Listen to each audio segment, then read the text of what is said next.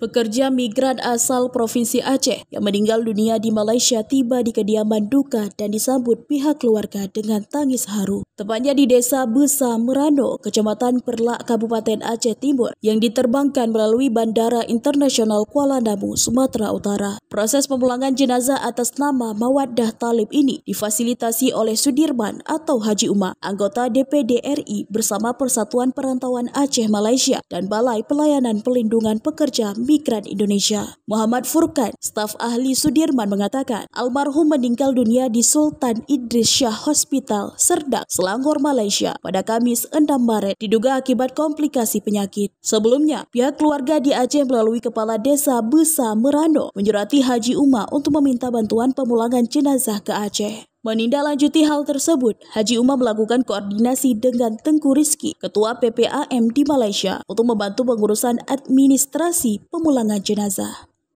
Yang harus tertempuh proses sehingga jenazah almarhumah Mawaddah terus kena Aceh berkat campur tangan daripada di Malaysia, warga Aceh yang ada di Malaysia, terutama Tengku Rizki yang ada di Malaysia, dan juga Bapak Geshi Sulomji dan keluarga yang berkoordinasi dengan Haji Umar dengan mengirimkan surat untuk proses memfasilitasi. Alhamdulillah, uronyo jenazah katruh tapua kena berkat bantuan sama-sama dan saling membahu untuk daya intat jenazah kena. Dan uronyo juga terus jenazah kena berkat na BP2MI mungkin juga hadir di sini di di sekeliling Tanyo, mungkin di Likut itu BP2MI yang juga kebantu jaintat jenazahnya urumah duka.